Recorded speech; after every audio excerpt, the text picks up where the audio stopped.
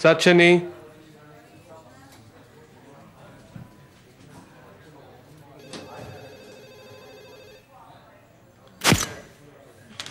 שבי. רוני שרון. עורך דין רוני שרון. מתפרצת לארכיונים. מכה איש ציבור. זה מה שלימדו אותך בבית ספר, רוני? או שלימדו אותך גם מה העונש שצפוי לך? רותי, נכון? אני שואלת כאן את השאלות.